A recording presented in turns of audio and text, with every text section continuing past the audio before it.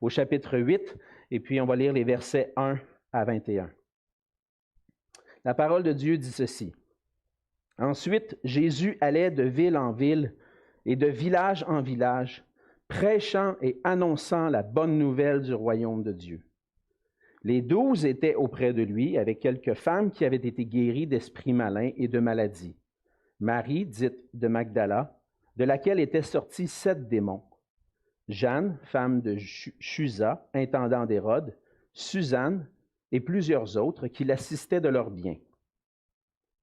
Une grande foule s'étant assemblée et des gens étant venus de diverses villes auprès de lui, il dit cette parabole. Un semeur sortit pour semer sa semence. Comme il semait, une partie de la semence tomba le long du chemin. Elle fut foulée aux pieds, et les oiseaux du ciel la mangèrent. Une autre partie tomba sur le roc. Quand elle fut levée, elle sécha, parce qu'elle n'avait point d'humidité. Une autre partie tomba au milieu des épines. Les épines crurent avec elle et l'étouffèrent. Une autre partie tomba dans la bonne terre. Quand elle fut levée, elle donna du fruit au centuple. Après avoir ainsi parlé, Jésus dit à haute voix, « Que celui qui a des oreilles pour entendre, entende. » Ses disciples lui demandèrent ce que signifiait cette parabole.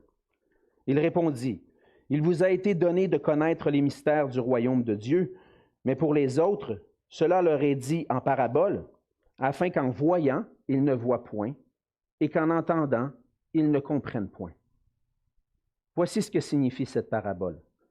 La semence, c'est la parole de Dieu. Ceux qui sont le long du chemin, ce sont ceux qui entendent, puis le diable vient et enlève de leur cœur la parole, de peur qu'ils ne croient et soient sauvés. Ceux qui sont sur le roc, ce sont ceux qui, lorsqu'ils entendent la parole, la reçoivent avec joie, mais ils n'ont point de racines. Ils croient pour un temps, et ils succombent au moment de la tentation. Ce qui est tombé parmi les épines, ce sont ceux qui, ayant entendu la parole, s'en vont et la laissent étouffer par les soucis, les richesses et les plaisirs de la vie. Et ils ne portent point de fruits qui viennent à maturité. Ce qui est tombé dans la bonne terre, ce sont ceux qui, ayant entendu la parole avec un cœur honnête et bon, la retiennent et portent du fruit avec persévérance. Personne, après avoir allumé une lampe, ne la couvre d'un vase ou ne la met sous un lit, mais il la met sur un chandelier afin que ceux qui entrent voient la lumière. Car il n'est rien de caché qui ne doive être découvert, rien de secret qui ne doive être connu et mis au jour. Prenez donc garde à la manière dont vous écoutez, car on donnera à celui qui a, mais à celui qui n'a pas, on ôtera même ce qu'il croit avoir. La mère et les frères de Jésus vinrent le trouver, mais ils ne purent l'aborder à cause de la foule.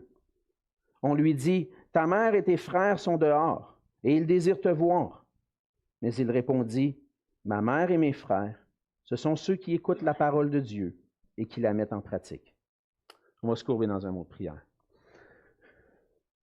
Seigneur notre Dieu, encore une fois, on vient devant toi, Seigneur, on est venu dans ta maison pour te louer et pour t'adorer. Seigneur, on vient devant toi, devant ton trône, avec tel que nous sommes, Seigneur, avec nos cœurs remplis peut-être d'inquiétudes, de soucis, de choses qui peuvent nous préoccuper. On vient devant toi, Seigneur, aussi, peut-être avec des cœurs qui sont remplis de joie pour certaines circonstances, mais ce qu'on veut faire, Seigneur, c'est t'apporter nos cœurs. T'apporter nos cœurs et le faire en guise d'adoration pour toi. Tu es digne, Seigneur, de régner dans tout l'univers. Tu es ce Dieu puissant qui règne sur toutes choses, mais tu es digne aussi, Seigneur, de régner sur nos cœurs. Et c'est à travers ta parole ce matin, Seigneur, que tu veux nous apprendre à t'obéir, à écouter ce que tu veux nous enseigner. C'est à travers ta parole, Seigneur, que tu règnes sur nos vies. Et c'est pour ça, Seigneur, qu'on veut être attentif à cette parole. Seigneur, tu veux nous parler à chacun d'entre nous ce matin. Puisses-tu parler à nos cœurs et que par ton esprit, Seigneur, tu puisses ouvrir nos yeux, les yeux de notre cœur, pour qu'on puisse saisir les profondeurs de ta parole. Les saisir, non seulement pour les comprendre, mais pour savoir aussi comment les appliquer et obéir dans tous les aspects de notre vie. Seigneur, notre désir, c'est de t'adorer, de te glorifier, que nos cœurs puissent être attentifs à ce que tu as à nous dire. Et c'est dans le nom de Jésus que je te prie. Amen. Amen. S'il y a une chose qui est essentielle dans la vie, puis qu'on ne pourrait pas se passer de ça, c'est la réalité de l'apprentissage. Apprendre, ça fait partie de la vie. S'il n'y avait pas d'apprentissage, on resterait immature, des bébés, on ne pourrait pas grandir. Et l'apprentissage va de notre naissance jusqu'à notre mort, va toujours faire partie de notre vie. Et plus on apprend, plus on se rend compte qu'on ne connaît pas grand-chose. Plus on avance dans la vie même, plus on réalise que finalement, j'en connais pas tant que ça.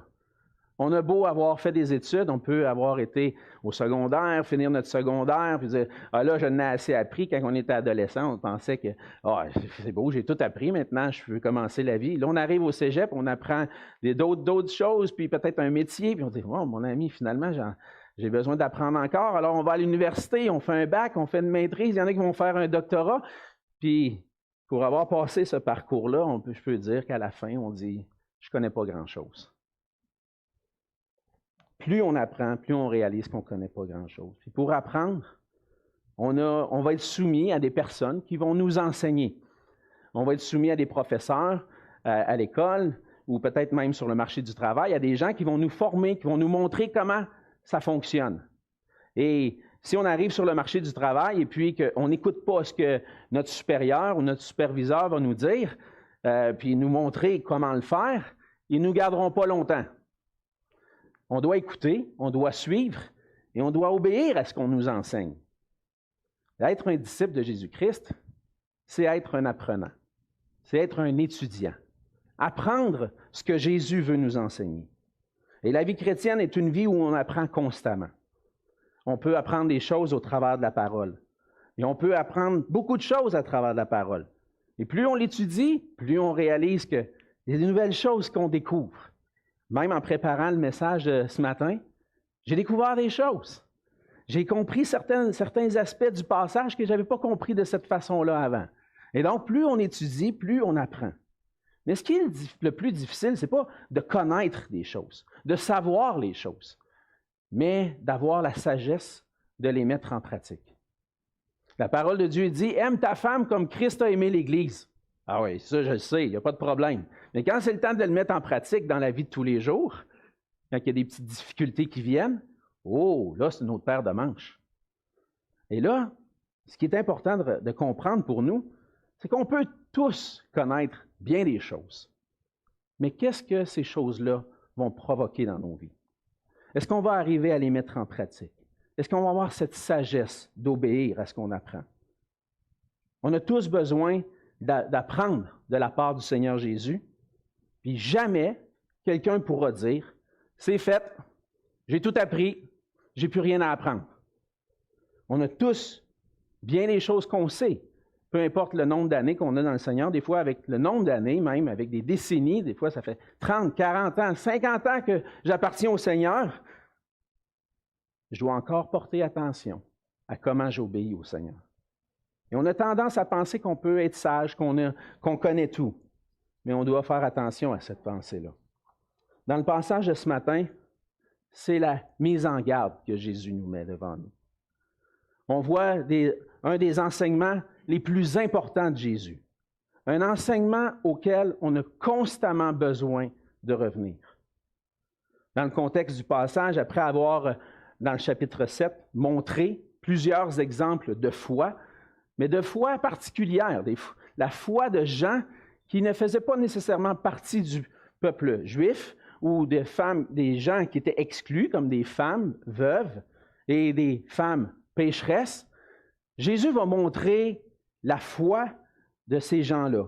Et après avoir montré ça, et avoir enseigné la foule dans le sermon sur la montagne ou le sermon sur la plaine, il continue un enseignement, il continue d'enseigner. Et lorsque Jésus enseigne, il ne s'adresse pas juste à la connaissance, à l'intelligence. Jésus s'adresse au cœur. Et Jésus veut parler au cœur. Jésus veut parler à nos cœurs ce matin. et veut nous mettre en garde contre le fait de croire qu'on a la foi, mais une foi qui ne porte pas de fruits. Dans le passage de ce matin, dans le fond, l'enseignement de Jésus se résume à ceci. La vraie foi se manifeste par le fruit de l'obéissance. Juste avant d'aller un peu plus dans le passage, dans le contenu du message, j'ai besoin de faire un commentaire sur les versets 1 à 3. Dans les versets 1 à 3, on pourrait dire que ces versets-là vont être un peu attachés au chapitre 7, un peu plus attachés au chapitre 7, même si ça sert comme de transition avec ce qui s'en vient dans le chapitre 8. Dans les versets 1 à 3, Luc va mettre un accent particulier, en fait, puis il va continuer sur le thème de la foi. Il va démontrer qu'à travers le ministère de Jésus, les gens qui ont mis la foi en lui, ce n'étaient pas simplement des gens bien connaissants, mais des gens qui étaient parfois mis de côté parmi le peuple. On parle souvent des exclus parmi le peuple. Il met l'accent particulier sur le fait qu'il y avait les 12 qui étaient auprès de lui, mais Luc va faire une mention qu'aucun des autres évangélistes va faire mention. Il va me faire mention de femmes qui suivaient Jésus. Et des femmes qui étaient vraiment impliquées dans le ministère de Jésus. Ce n'est pas souvent dans le contexte un peu dans le contexte du peuple juif, qui était très paternaliste comme culture. On peut penser que des fois que la femme était mise de côté. Mais Luc met en évidence qu'autour de Jésus, il y avait des femmes, puis même des femmes importantes qui allaient avec lui et qui participaient à son ministère. Et Jésus a eu compassion de certaines de ces femmes-là. On voit que plusieurs des femmes qui le suivaient avaient été guéries, soit de maladies ou d'avoir été libérées d'esprits malins. Et Jésus avait eu compassion. Et autour de Jésus, ce n'était pas juste des hommes bien placés dans la société, mais des gens qui étaient des ordinaires, des hommes, des femmes ordinaires, qui participaient activement à son ministère. Et ces femmes étaient assez importantes pour Jésus et les disciples parce qu'elles le soutenaient de leur bien. Elles participaient activement à son ministère. C'était vraiment, c'est ce que Luc va nous dire au verset 3, qu'il y avait Jeanne, femme de Chuza, qui était l'intendant d'Hérode, donc l'épouse d'un intendant du roi, et puis les autres femmes qui l'assistaient de leur bien. Donc Jésus avait un ministère. Il se promenait de ville en village pour annoncer la bonne nouvelle, mais autour de lui, il y avait des gens ordinaires. Tous les gens. Des gens de tout arrière-plan. Et même des femmes qui étaient là pour soutenir. Et ce que je pense que Luc veut mettre en évidence dans ce passage-là, et comme on a vu un peu tout à l'heure dans le verset, que l'homme et la femme ont été créés à l'image de Dieu. Les deux sont égaux. Et on n'a pas de raison de faire d'exclusion, mais plutôt d'inclure des gens de tout arrière-plan, de toutes sortes, qui font partie du royaume de Dieu et qui peuvent participer activement au ministère. Oui, la parole de Dieu dit que l'enseignement dans l'Église est réservé particulièrement aux hommes. C'est les hommes que Dieu a placés pour être pasteurs, pour être anciens dans l'Église. Mais les femmes peuvent participer activement au ministère en étant impliquées comme responsables de ministère, des diacres et diaconesses. On voit des diaconesses dans les Écritures. Et les femmes ne sont pas mises de côté, mais au contraire, valorisées ici.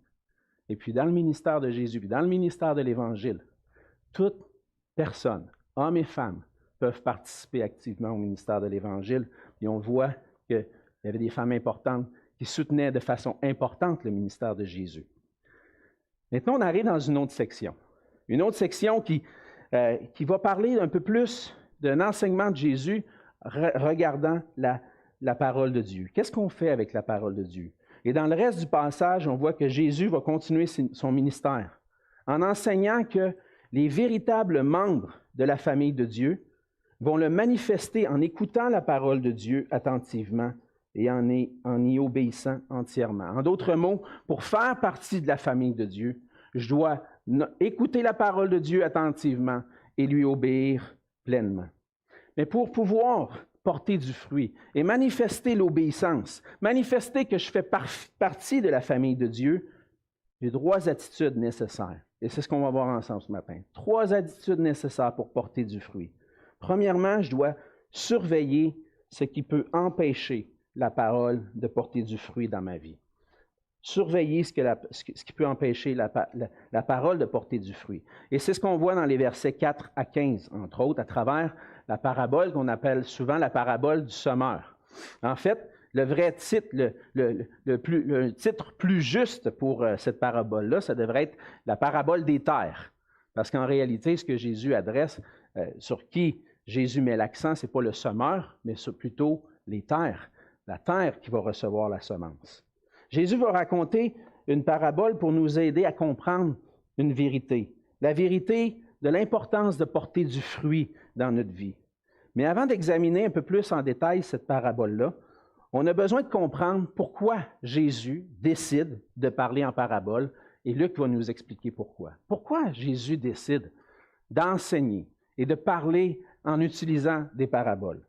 Et on a cette réponse-là dans les versets 9 et 10.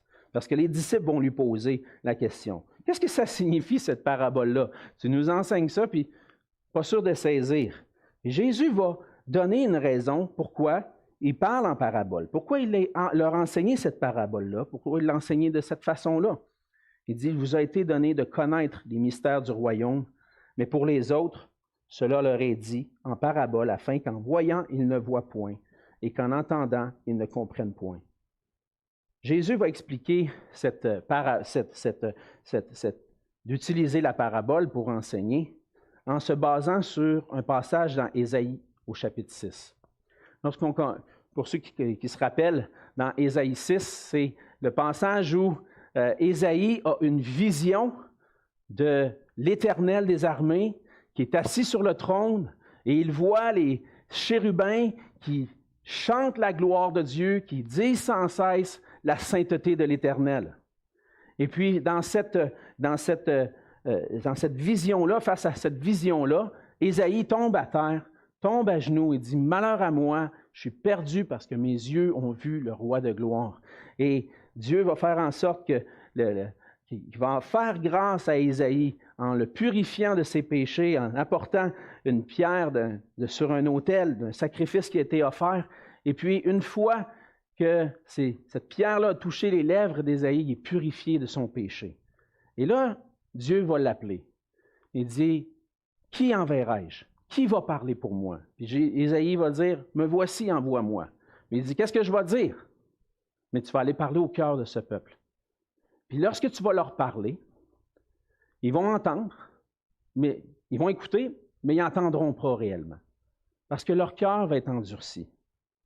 Et ce que Jésus est en train de dire, c'est qu'à travers la parabole, il est en train d'annoncer à son peuple l'Évangile, le fait qu'il vient pour établir le royaume de Dieu.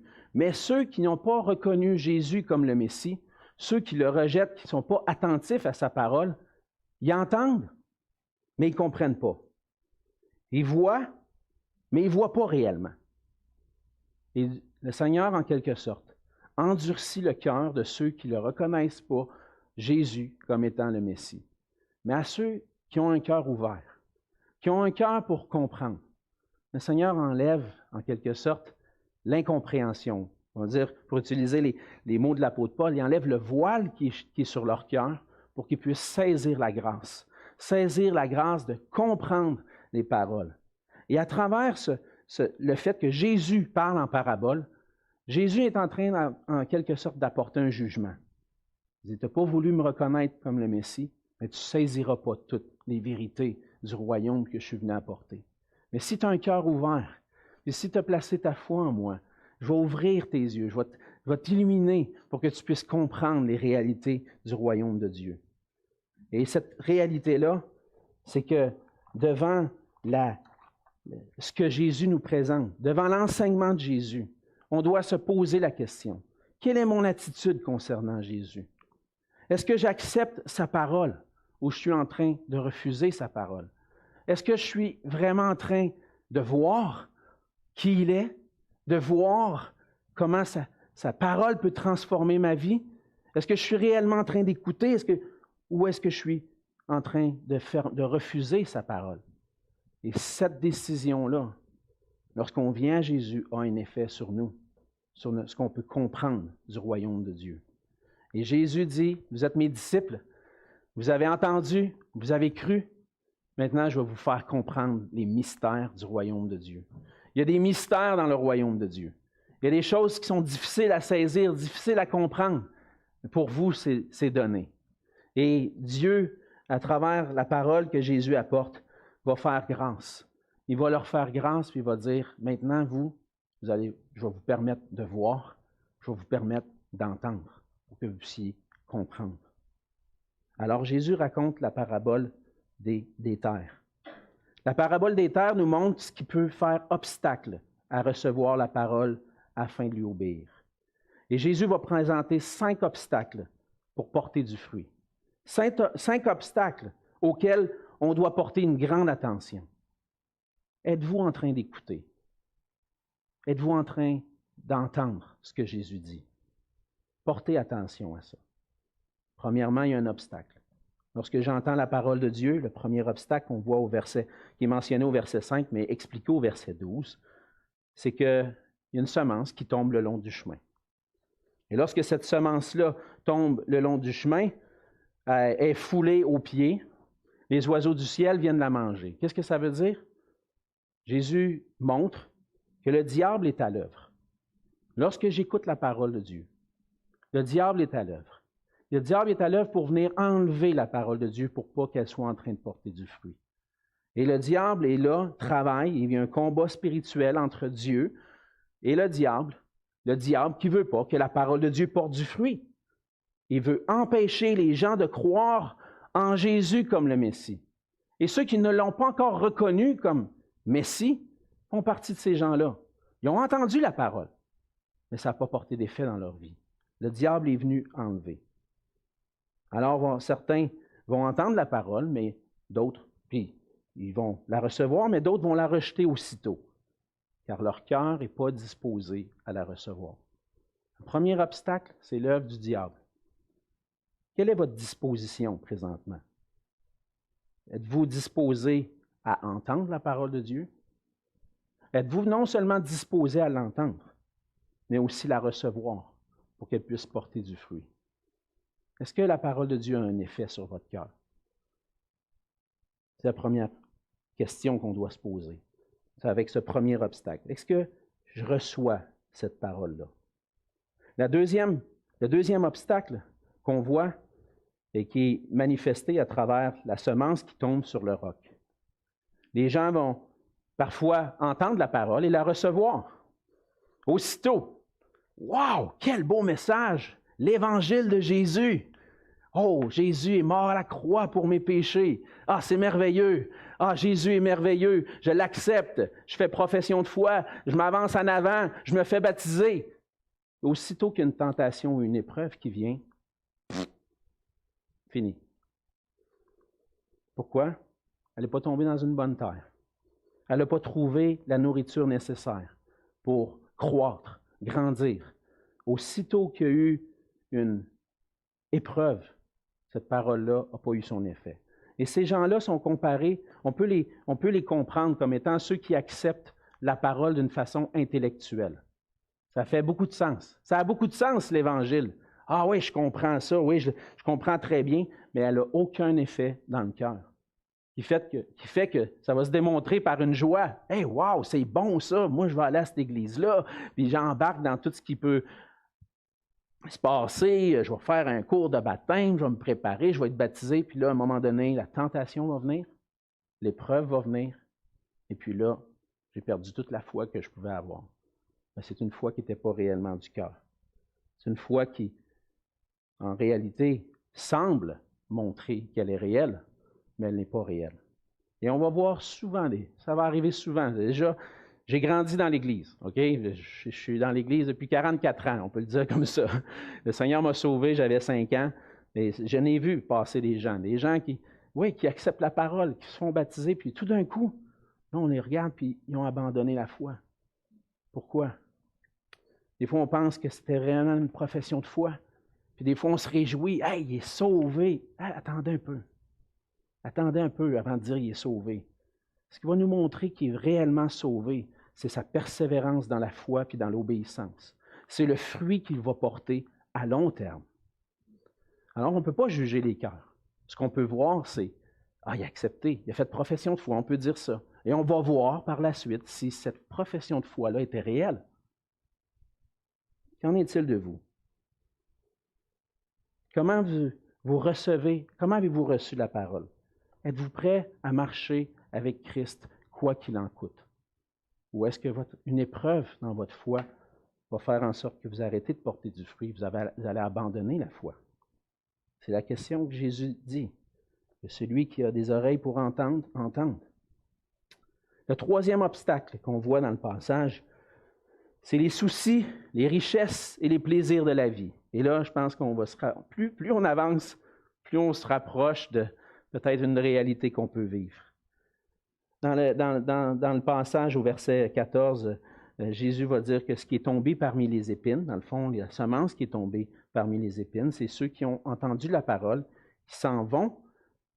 Et puis, avec le temps, les soucis, les richesses et les plaisirs de la vie vont la rendre infructueuse, vont faire en sorte qu'elle ne portera pas de fruits. Et on doit être attentif à ces obstacles-là. Et ces obstacles-là nous placent en réalité devant les idoles de notre cœur. Les idoles de notre cœur. Et pourquoi je dis ça? C'est parce que je pense qu'il y a un parallèle avec Jérémie, chapitre 4, les versets 1 à 4. Et je vais lire ce passage-là, il va être affiché à l'écran. Dans Jérémie 4, versets 1 à 4, Dieu dit ceci, « Israël, si tu reviens à moi, dit l'Éternel, si tu ôtes tes abominations de devant moi, tu ne seras plus errant. Si tu jures, l'Éternel est vivant, avec vérité, avec droiture, avec justice, alors les nations seront bénies en lui et se glorifieront en lui.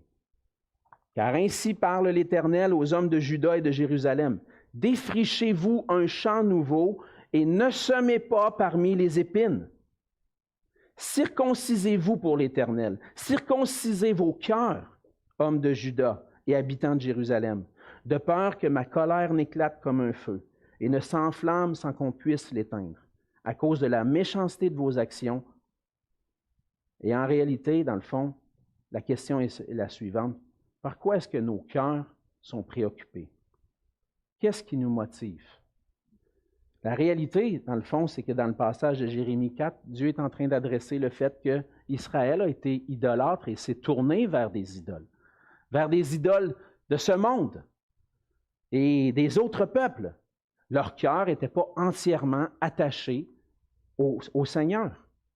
Et puis, il va dire, « Semez pas parmi les épines. » Les épines, c'est ces idoles-là qui sont dans nos cœurs, puis qui peuvent étouffer la parole puis la rendre infructueuse. Et quelles sont ces idoles qui peuvent être dans nos cœurs? Et dans le fond, ces idoles qui sont dans nos cœurs peuvent être des soucis, le désir de richesse, les plaisirs de la vie. Et la question pour savoir comment est-ce que je peux identifier si j'ai une idole dans mon cœur, 3 questions. Qu'est-ce qui me préoccupe le plus? Lorsque je me réveille le matin, qu'est-ce qui me motive? Qu'est-ce qui va me motiver à vivre la vie présente? 3e question, qu'est-ce que si Dieu m'enlevait, cela m'empêcherait de marcher pour lui? Est-ce que Dieu m'a donné des choses, m'a béni dans ma vie, puis je me suis attaché davantage aux bénédictions de Dieu plutôt qu'à lui? Le Seigneur m'a béni avec une épouse, avec 4 enfants. Je suis heureux. Celui qui trouve une femme trouve le bonheur. C'est une grâce qui vient de l'Éternel. Si ma femme avait un cancer, et que le Seigneur me l'enlevait, est-ce que je continuerais à marcher pour lui? Si un de mes enfants mourait, ou si ma fille était abusée, est-ce que je continuerais de vivre pour mon Dieu? Ou est-ce que je suis plus attaché à ma famille, à mon bien-être, à mon confort? Pour identifier les idoles dans nos vies, on a besoin de regarder c'est quoi nos soucis. C'est quoi mes inquiétudes chaque jour? Est-ce que j'ai des inquiétudes par rapport à ma santé? Est-ce que j'ai des inquiétudes de savoir hey, ma santé n'est pas bonne? Qu'est-ce qui va arriver? Je ne sais pas où est-ce que je m'en vais. Je ne sais pas trop ce qui va arriver avec ma famille si je tombe malade. Est-ce que mes soucis, c'est mon bien-être ou le bien-être de ma famille? Dire, Seigneur, tu m'as béni, j'ai une maison, une voiture. Seigneur, puis là, je vois que les temps sont incertains. Là. Et financièrement, là, il y a eu la COVID et puis économiquement, c'est difficile. Seigneur, je ne sais pas qu'est-ce qui va arriver. Est-ce que mes soucis empêchent la parole de porter du fruit dans ma vie? Est-ce que c'est ça qui me préoccupe, les soucis? Ou encore les richesses, l'amour de l'argent, m'assurer que j'ai une vie confortable. Et ma joie se trouve dans cette vie confortable-là. Et mes objectifs de vie, dans mon travail, que je poursuis le plus, c'est de dire, je vais me l'acheter, la maison à 2 étages. Je vais l'avoir, mon garage. Je vais l'avoir, ma Porsche.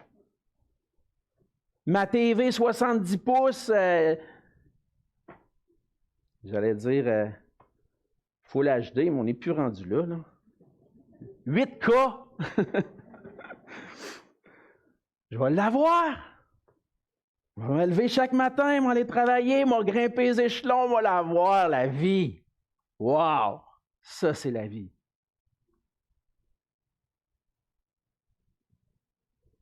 C'est pas ça, la vie. La vie, c'est porter du fruit pour Dieu. Et cette poursuite-là étouffe la parole et m'empêche de porter du fruit pour lui. Les richesses. 5e élément qui est un obstacle, les plaisirs de la vie. C'est un peu rattaché à tout ça.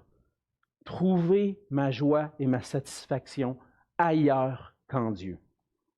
Qu'est-ce qui me rend réellement heureux? Ça peut être ma famille, ça peut être mes richesses, ça peut être toutes sortes de choses. Qu'est-ce qui me rend heureux? Est-ce que ce qui me rend heureux, c'est faire la volonté de mon Dieu? Est-ce que ma nourriture, chaque jour, c'est Seigneur, je veux faire ta volonté? Amène-moi dans les épreuves que tu veux. Amène les épreuves. Je veux vivre pour toi. Je veux refléter qui tu es. Peu importe où tu m'amènes, Seigneur, ce qui me rend heureux, c'est de vivre pour toi. Je pourrais être plus avoir une scène, je pourrais plus avoir rien. Seigneur, je veux vivre pour toi. Amène-moi où tu voudras. Êtes-vous prêts à trouver votre joie en Dieu lui-même, plutôt que dans une qualité de vie, plutôt que dans l'obéissance à la parole? Et dans notre culture, malheureusement, dès notre jeune âge, et même en tant que parents des fois, on va enseigner à nos enfants de rechercher une bonne qualité de vie. Pourquoi je vais à l'école? Je vais à l'école pour apprendre, puis je vais en avoir après ça au cégep. Là, j'ai besoin d'aller à l'université maintenant. Je vais aller à l'université, pourquoi? Parce que je veux avoir un diplôme, puis avec un diplôme, bien, j'ai un petit peu plus d'argent. Puis si j'en fais un autre après, peut-être que je vais en avoir plus, et on va encourager nos enfants à poursuivre ça, à dire, il faut que tu aies une bonne vie, il faut que tu t'organises, il faut que tu subviennes aux besoins de ta famille. Mais le problème, c'est qu'on dirait qu'on met l'accent juste sur ça. C'est pas mal. Mais si c'est ça le but de la vie, si c'est pour ça que tu vas à l'école, tu as manqué le bateau, mon ami. Tu ne vas pas à l'école pour avoir une bonne job, puis un bon diplôme, puis avoir de l'argent. Tu vas à l'école pour apprendre à aimer ton prochain. Parce que dans ton travail plus tard, tu vas peut-être servir des gens. On pense aux gens qui travaillent dans le ministère de la Santé. Avec la COVID, ils ont eu des bonus. Hein? Là, les gens ont voulu avoir les bonus. Moi aussi, je veux les bonus. Mais tu vas dans le ministère de la Santé pour prendre soin des gens puis les aimer. Pas pour la paye. Un peu quand même, mais... Dans n'importe quel travail, on n'est pas là premièrement pour l'argent, mais on est là pour aimer notre prochain puis le servir.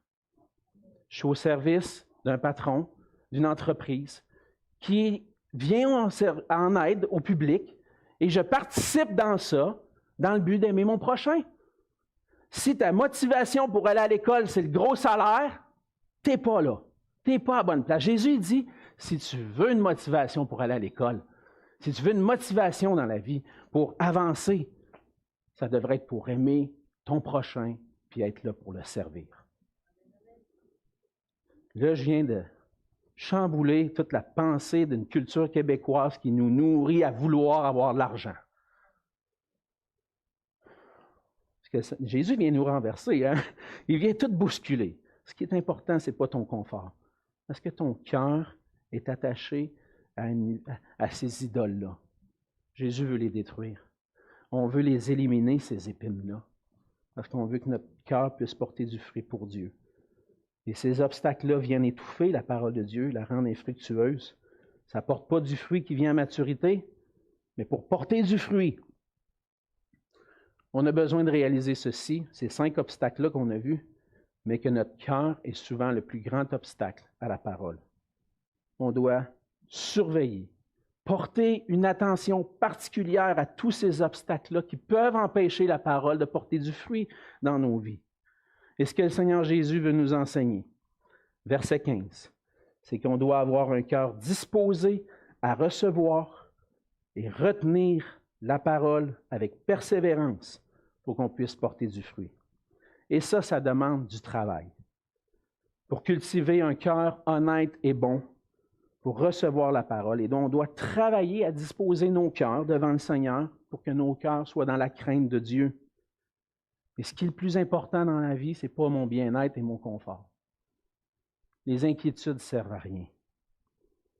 Dans Matthieu 6, versets 31 à 34, dans le Sermon sur la montagne, un passage qu'on n'a pas dans Luc, mais qui, en quelque sorte, pas jusqu'à maintenant, et puis qui nous place en face de cette réalité-là. Il dit, ne vous inquiétez donc point, ne dites pas que mangerons-nous, que boirons-nous, de quoi serons-nous vêtus? Car toutes ces choses, ce sont les païens qui les recherchent, les idolâtres. Votre Père céleste sait que vous en avez besoin. Dieu, il sait de quoi vous avez besoin. Alors, cherchez premièrement le royaume de Dieu et sa justice de Dieu, et la justice de Dieu. Et toutes ces choses vous seront données par-dessus. Hey, j'arrête ici, là, juste un instant. Cherche le royaume de Dieu, sa justice, son obéissance, obéir à sa parole. Cherche ça, donne-y tout ton cœur. C'est devrait être ça ton seul objectif quand tu te lèves le matin, obéir au Seigneur. Qu'est-ce que Jésus dit? Toutes ces choses vont vous être données. Tu n'as pas besoin de t'inquiéter de ça parce que Dieu, il sait de quoi tu as besoin. Je dois m'occuper de mon cœur, de mon obéissance. Ne vous inquiétez donc pas du lendemain. Le lendemain aura soin de lui-même. À chaque jour suffit sa peine. Et ma peine, c'est d'obéir au Seigneur. C'est ça ma peine. Ça va demander du travail d'avoir un cœur qui retient les enseignements, parce qu'il ne suffit pas juste d'entendre, mais aussi de la recevoir, de la méditer, d'y réfléchir, de la mémoriser pour passer à l'action, pour me l'approprier. Et plus je prends du temps à méditer la parole, plus je lui laisse la place au Seigneur, à l'Esprit Saint dans ma vie, pour que cette parole-là puisse porter du fruit. Et on doit retenir la parole dans nos cœurs jusqu'à la fin, afin de persévérer dans l'obéissance jusqu'à la fin. Mais ça demande du travail. Ça demande du travail. On doit s'appliquer à ça. On va aller maintenant dans la deuxième section. La deuxième attitude qu'on doit développer, c'est laisser la parole éclairer les coins sombres de nos cœurs dans les versets 16 à 18. Et puis cette parole-là est spéciale un peu. Parce que lorsqu'on la lit, souvent ce qui nous vient en tête, c'est la même parabole qui est prise dans Matthieu au chapitre 5, entre autres les versets 13 à 16. Mais la signification de cette parabole-là n'est pas la même dans Matthieu que dans Luc. Lorsque je lis, il n'y a personne qui allume une lampe et la couvre d'un vase, mais la met sur le chandelier afin que ceux qui entrent voient la lumière. Là, je pense, dans Matthieu 5, Jésus dit qu'on est la lumière du monde.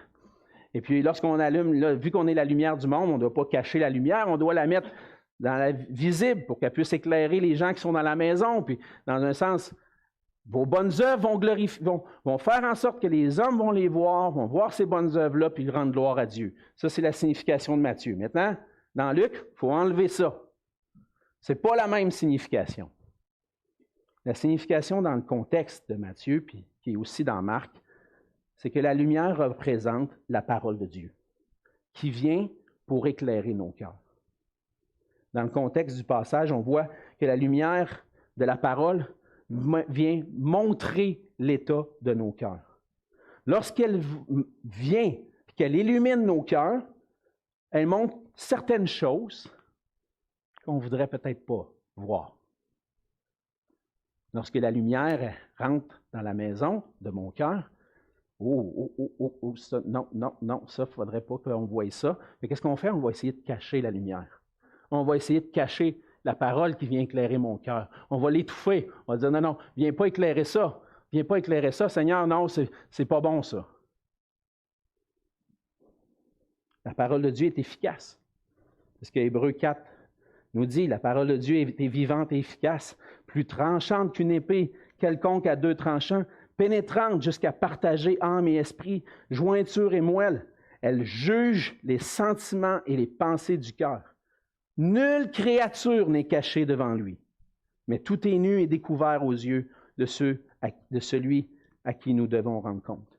Alors, lorsque la parole de Dieu vient dans nos cœurs, elle met tout en lumière. Cette parabole-là nous dit, quand la lumière rentre, on allume la lumière dans la maison, c'est pas pour la cacher, c'est pas pour la mettre en dessous du lit. Elle est là pour éclairer. Et lorsque la parole de Dieu vient dans nos cœurs, elle est là pour éclairer tout, même les coins sombres.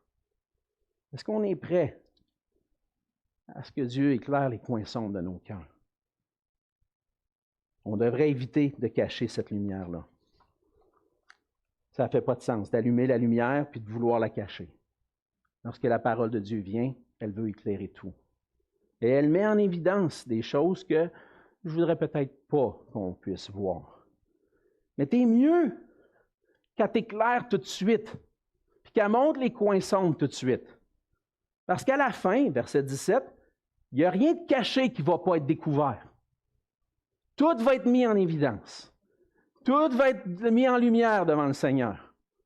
C'est peut-être mieux de le mettre en évidence tout de suite, puis de corriger ce qui est dans ton cœur pour paraître devant le Seigneur avec la grâce de Christ, puis d'avoir dit, j'ai marché avec le Seigneur, j'ai passé à l'obéissance, plutôt que de cacher des choses, puis là, Dieu les met en lumière à la fin, puis là, il est trop tard. La lumière est là pour briller. Ce matin, vous recevez la parole de Dieu, la lumière brille dans vos cœurs. Qu'est-ce que vous faites avec? Êtes-vous en train de la cacher, de dire non, pas ça, Seigneur, pas ça? Ou vous la laissez l'éclairer pour dire, Seigneur, ouais, je vois ça, c'est pas super. Ouais, j'ai manqué cette semaine. J'ai manqué, mon cœur s'est éloigné de toi, puis j'ai dit une parole dure, je me suis mis en colère. Puis je lutte avec ça, j'ai de la misère des fois, Seigneur, je manque de patience. Tu le mets en évidence, je te le confesse. Je te demande pardon, puis aide-moi à grandir pour effacer ces coins sombres-là dans mon cœur. Est-ce que c'est ça notre attitude? De venir avec humilité et dire, Seigneur, je le vois, j'ai manqué.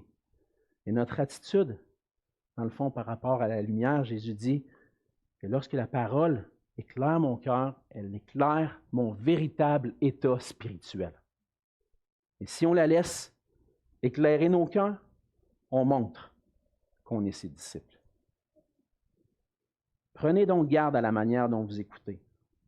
Cachez pas la lumière lorsqu'elle vient pour éclairer votre cœur.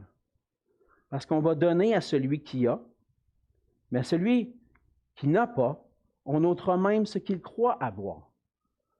Peut-être que tu penses que tu es un enfant de Dieu. Peut-être que tu penses que tu fais partie du royaume de Dieu, un peu comme les pharisiens, ils suivaient la loi, puis moi, j'étais un bon juif, je suis la loi. Puis je pense faire partie du royaume de Dieu, mais quand la parole de Jésus vient dans mon cœur, je veux rien savoir. Tu penses avoir le royaume de Dieu? On va te l'enlever. Tu ne l'as pas réellement. Ceux-là qui réalisent, je n'ai pas le royaume de Dieu. C'est pas ça mon attitude. Puis je viens puis je le confesse. On va le donner, le royaume de Dieu. C'est ça la signification de cette parabole-là. Puis à la fin, la troisième attitude, c'est de passer à l'action, c'est d'écouter la parole et faire ce qu'elle demande. Et c'est ce que Jésus va illustrer à travers un événement qui se passe écouter la parole et faire ce qu'elle demande, ça veut dire que dans le fond, on voit au verset 19 que Jésus avait une famille selon la chair. Il y avait des frères, puis il y avait une mère, et puis probablement des enfants nés de la relation entre Joseph et Marie. Et puis, il y a tellement de gens qui sont autour de Jésus qui ne peuvent pas venir le voir, puis ils veulent lui parler.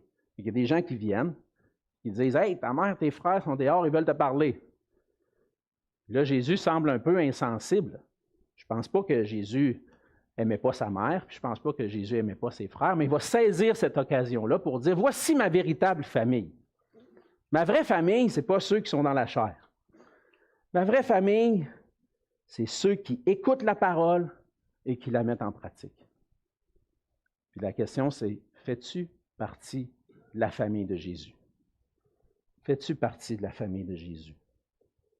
Les vrais enfants de Dieu, les frères et sœurs de Jésus sont ceux qui écoutent la parole et qui la mettent en pratique. Pour faire partie de la famille de Dieu, on doit écouter la parole attentivement, lui obéir pleinement.